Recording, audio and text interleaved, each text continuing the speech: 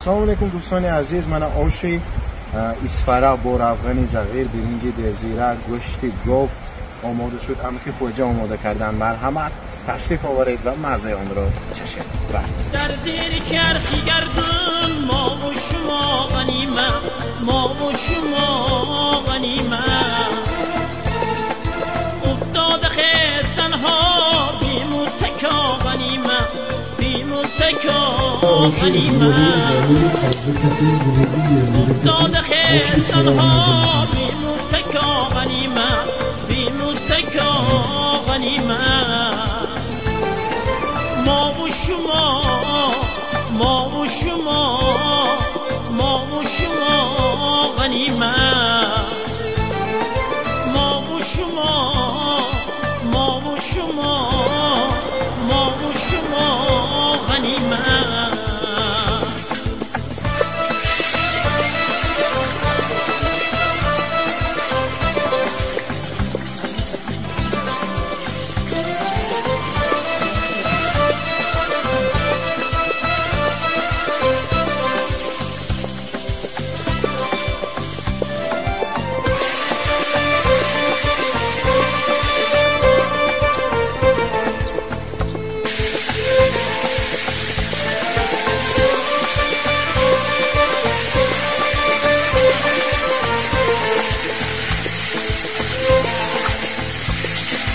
گر لقمه حلال پیدا کنیم شاده، پیدا کنیم شاده، گر لقمه حلال پیدا کنیم شاده، پیدا کنیم شاده،